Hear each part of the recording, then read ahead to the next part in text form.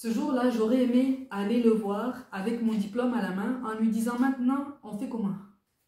Maintenant, on fait comment? Vous venez avec moi du côté de la ville que vous n'aimez pas là et vous constatez le nombre de personnes qui passent des diplômes, qui ont des compétences incroyables, mais qu'on sous-estime parce qu'elles viennent du mauvais côté de la ville encore aujourd'hui même. Venez avec moi, on va voir. Parce que vous en avez une déjà devant vous.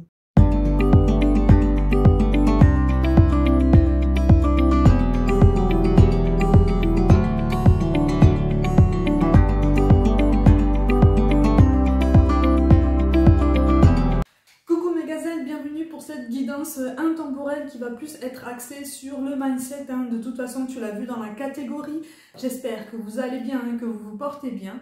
Bon, moi, je voulais vous proposer une vidéo à la suite de laquelle on va vraiment pouvoir échanger. En tout cas, quelque chose qui va vraiment pouvoir me permettre de voir à quel point vous progressez et vous avez déjà progressé dans votre vie, à quel point on progresse tous, même si parfois on n'en a pas forcément l'impression.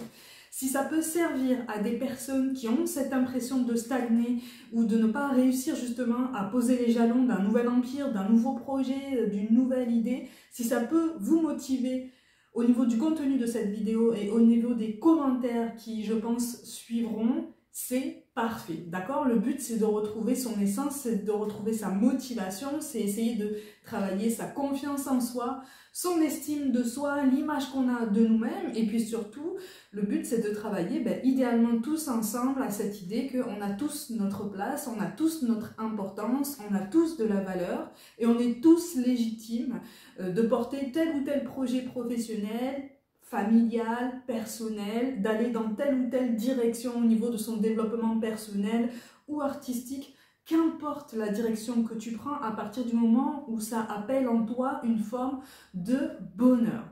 Je vais t'expliquer un petit peu ce que je souhaite mettre en avant en fait dans cette vidéo. En fait, je me suis rappelé que quand j'étais à l'école, quand j'étais adolescente et même quand j'étais plus jeune, donc à l'école primaire, donc ça part de l'école primaire, on passe par le collège, période ultra compliquée, on arrive au lycée et je peux t'assurer qu'en fait, sur tous les bulletins scolaires que j'ai encore aujourd'hui par rapport à ma scolarité, il y a tout un tas de commentaires, de remarques des professeurs qui reviennent régulièrement, comme Mélissa est devenue muette. Mélissa, on ne l'entend pas. On a aussi la fameuse remarque, ne participe pas assez à l'oral, ne participe pas à l'oral. On a aussi Mélissa est trop timide, donc ses résultats sont passables. Mélissa devrait prendre la parole plus souvent. Mélissa n'est absolument pas à l'aise à l'idée de prendre la parole devant le groupe classe. Super constat.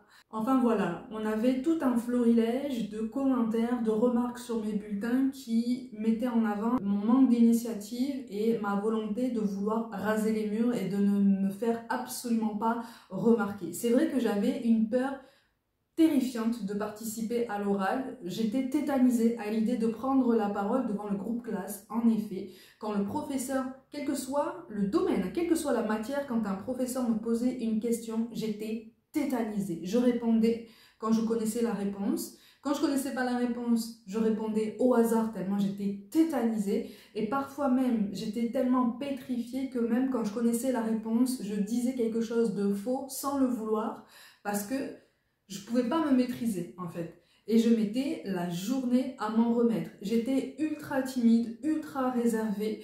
On ne me remarquait absolument pas et quelque part c'était parfait parce qu'en fait c'était ma volonté. Je ne voulais absolument pas qu'on me remarque, je n'étais pas à l'aise, je ne me sentais pas à ma place. Sans le savoir et sans le comprendre à ce moment-là, je percevais déjà les énergies des autres, leurs pensées, leurs émotions. Ça c'était quand même très compliqué à gérer puisque je ne savais pas en fait ce que ça représentait. Puis j'avais les miennes aussi à gérer qui étaient contenues, qui étaient inexprimés, vraiment j'essayais de les garder bien enfouis au fond de moi, avec une bonne couche d'hypersensibilité. Donc tu vois le cocktail particulièrement explosif que ça représentait. J'avais les cheveux très longs, j'avais pas du tout la même silhouette, j'étais pas du tout dans mon assiette, j'étais pas du tout dans mon élément. En tout cas, j'étais plus dans mon élément quand on ne me demandait absolument rien, qu'on me laissait de côté et que je pouvais disposer d'une plus grande indépendance, en fait, d'une plus grande autonomie, tout du moins dans mon travail.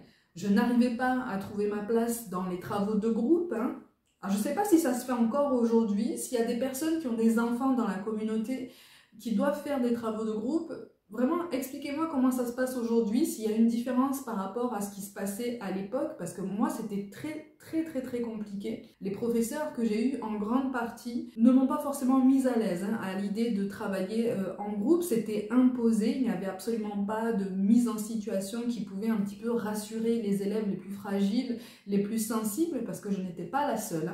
À chaque fois, je n'étais pas la seule dans le groupe classe à être dans cette situation.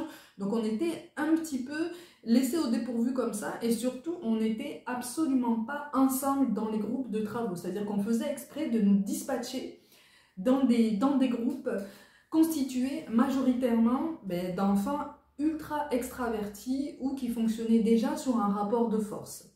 Donc tu vois que là, en fait, pour travailler ma timidité, pour travailler ma capacité à m'exprimer, on était loin d'être sur de bonnes bases. D'où la récurrence de ces remarques sur les bulletins scolaires. Sur le fait que je sois devenue muette, sur le fait que je sois devenue invisible, sur le fait que je ne participe pas. On a même mis ça pendant longtemps sur le dos d'un manque de volonté, un manque d'implication dans mon travail à l'école. En fait, c'était pas du tout ça, c'était parce que j'étais pas du tout à l'aise. Déjà, j'étais pas forcément à l'aise dans toutes les matières et j'étais pas du tout à l'aise à l'idée de prendre la parole, d'être désignée comme ça. Et alors, j'étais pétrifiée, mais à une puissance supérieure quand il fallait se lever et se placer devant le groupe classe pour prendre la parole. Là, vraiment, je tremblais de tout mon corps, littéralement. C'était compliqué pour moi, c'était compliqué. Et je suis persuadée que dans cette communauté-là, dans tous ceux qui vont voir cette vidéo, beaucoup se reconnaissent, notamment dans les remarques qu'on a reçues dans les bulletins scolaires. Alors maintenant, j'aimerais qu'on revienne au présent. J'aimerais qu'on revienne à ce constat qu'on peut faire sur nous-mêmes présentement. Aujourd'hui, là même, je vais parler pour moi. Est-ce que je suis devenue muette? Est-ce que j'ai des difficultés à m'exprimer? Est-ce que j'ai envie de raser les murs? Est-ce que j'ai envie qu'on ne me remarque absolument pas, notamment pour la qualité de mon travail ou peut-être ma personnalité, ce que je dégage ou mon histoire? Est-ce que je me tais aujourd'hui? Est-ce que j'ai peur d'exposer mon point de vue? Dans la communauté là, s'il y a d'anciens professeurs qui me reconnaissent, ça m'étonnerait parce que j'ai énormément changé, mais s'il y a d'anciens professeurs qui me reconnaissent, s'il vous plaît, manifestez-vous. Manifestez-vous justement pour constater sans prétention mon évolution et à quel point je me suis ouverte avec le temps au monde qui m'entoure. Alors à ma façon, puisque nous sommes à l'ère des réseaux sociaux, de l'avènement des réseaux et d'internet, mais ça permet de s'exprimer, ça permet de s'adapter entre son besoin d'indépendance et son besoin d'apprendre à s'exprimer et sa nécessité de s'ouvrir au monde. On n'est pas fait pour rester enfermé comme ça en ermite, on n'est pas fait pour se taire, on n'est pas fait pour contenir une émotion, une opinion, à partir du moment où elle est construite, à partir du moment où elle est le fruit d'un raisonnement qui tient la route en fait. Donc moi j'aimerais savoir, toi, qu'est-ce que tu fais aujourd'hui qui donne tort à toutes les réflexions que tu as pu recevoir pendant ta scolarité, notamment parce que tu n'osais pas prendre la parole ou que tu étais dans la lune peut-être. Peut-être qu'on t'a dit que tu étais dans tes pensées, que tu étais dans la lune, que tu n'arriverais peut-être pas à atteindre tes objectifs. Tu sais que moi, à l'université, un professeur, je ne sais pas pourquoi, m'avait prise pour cible et avait dit devant tout le monde, quand on vient de ce côté de la ville, donc du mauvais côté selon lui, on ne fait pas d'études supérieures, on va travailler, on ne passe pas de diplôme, on abandonne en fait les grands projets de vie, les grandes ambitions, on revient sur terre et puis on se contente de ce qu'on trouve. C'était un professeur d'université. J'ai un bac +3, j'ai une licence. Cette année-là, quand j'ai passé mon diplôme, je l'ai eu du premier coup et je l'ai eu avec mention. Ce jour-là, j'aurais aimé aller le voir avec mon diplôme à la main en lui disant « Maintenant, on fait comment? Maintenant, on fait comment ?» Vous venez avec moi du côté de la ville que vous n'aimez pas là et vous constatez le nombre de personnes qui passent des diplômes, qui ont des compétences incroyables, mais qu'on sous-estime parce qu'elles viennent du mauvais côté de la ville encore aujourd'hui même. Venez avec moi, on va voir. Parce que vous en avez une déjà devant vous. J'aurais aimé lui dire ça. J'aurais aimé lui dire ça. J'aurais adoré lui dire ça. Sans offense, vraiment, sans être vindicative. Mais juste pour lui montrer que le monde de l'éducation est censé être la transition entre ce qu'on vit à la maison et ce qu'on vit à l'extérieur, ou en tout cas ce qu'on expérimente une fois qu'on est adulte, donc par rapport au monde du travail. C'est censé être un monde de transition, un monde où on apprend la vie en communauté, où on apprend qu'il y a toutes les diversités qui existent, où on apprend que normalement, quand on s'en donne les moyens, on peut arriver à ce qu'on souhaite. Mais on est censé partir avec le même soutien.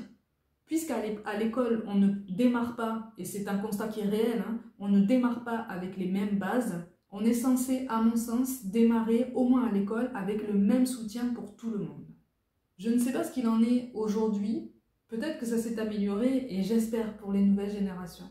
Les quelques-uns qui m'ont marqué pour la vie, de façon très positive. C'est dommage que je n'ai pas l'occasion de les remercier aujourd'hui parce que eux m'ont donné confiance en moi-même, ou en tout cas un tout petit peu plus confiance en moi-même à ce moment-là, pour essayer de m'impliquer davantage dans un domaine, dans une matière. Donc aujourd'hui, je te parle ici de mon expérience. Aujourd'hui, je te parle ici de mes capacités. Je te les partage pour qu'on avance tous ensemble, pour qu'on puisse démêler tous ces blocages émotionnels, tous ces blocages karmiques, pour qu'on puisse les comprendre, pour qu'on puisse s'en dégager, trouver des moyens, des clés, des solutions, des pistes de réflexion pour pouvoir s'élever. Mais tous ensemble, en fait. Tous ensemble, parce qu'il n'y a pas d'élite, il n'y a pas de personnes qui sont censées s'en sortir mieux que d'autres. Il n'y a que ceux qui essayent de réfléchir, il n'y a que ceux qui essayent de s'en sortir, ceux qui essayent.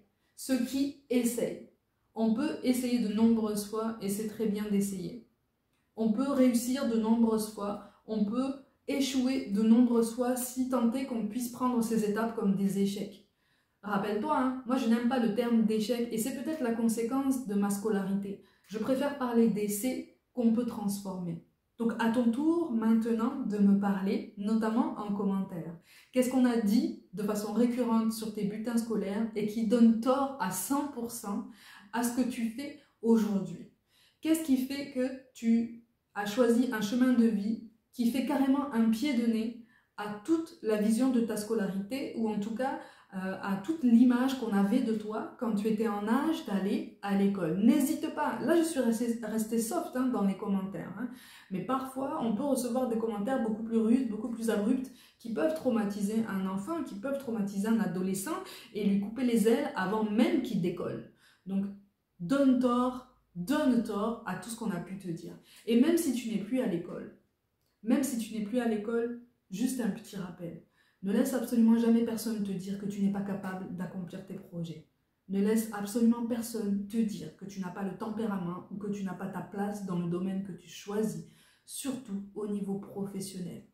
Si tu as envie d'atteindre un objectif, un jour ou l'autre, tu vas l'atteindre avec persévérance, avec méthode, avec motivation, avec des remises en question qui sont parfois nécessaires pour tous dans tous les domaines. Tu peux y arriver, on peut tous y arriver, quel que soit notre âge, quel que soit notre sexe, quel que soit notre statut, quel que soit le côté de la ville où on est né. Notre progression là, elle nous est propre en fait. C'est à nous de poser chaque brique de notre chemin. Dis-moi ce qui te rend le plus fier par rapport à ce que tu fais aujourd'hui et qui fait différence ou qui fait carrément opposition à toutes les remarques que tu as pu recevoir pendant ta scolarité. Dis-moi, et de toute façon, dis-toi que je suis déjà fière de toi, je suis déjà fière de moi, je suis déjà fière de nous tous, parce qu'on avance, parce qu'on essaye de progresser, parce qu'on essaye de s'élever, et surtout on essaie de s'en sortir avec amour, en apprenant ou en réapprenant l'amour de soi, le respect de soi-même, la confiance en soi, l'estime de soi, ce qui fait partie des bases. Donc déjà, rien que pour ça, bravo et félicitations. Mes gazelles, comme d'habitude, prenez soin de vous, croyez en vous. Pour toute guidance personnelle, mon site internet est mentionné. Je vous envoie vraiment tout mon soutien comme d'habitude. N'hésitez pas comme d'habitude à liker, commenter, partager autour de vous, vous abonner à cette chaîne. Et comme d'habitude, je vous dis à très vite.